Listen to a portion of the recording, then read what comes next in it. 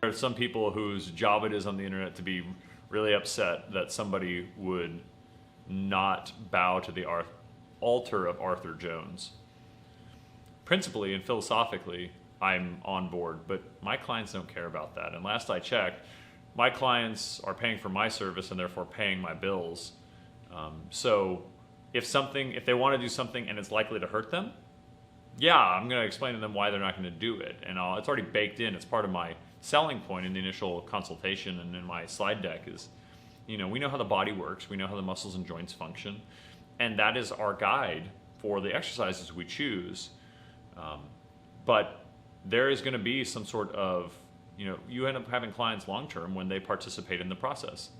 You end up having children who like to cook when they participate in the process, And so you are the expert, but you can have the A+ solution, and if a client hates it, they will only tolerate, you got to do it because it's the best for so long.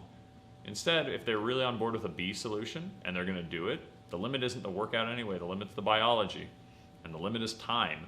So, you work with them on that. Sometimes you're going to have to say, there's really no other exercise for this, and given what you've told me as a goal, this is our only option. Now you understand that if we don't do this, then you're leaving something on the table given what you want. That's just part of a relationship.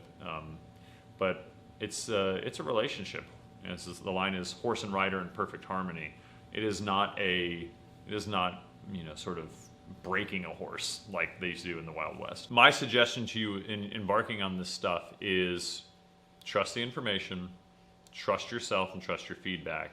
Seek out help from individuals who have come before you.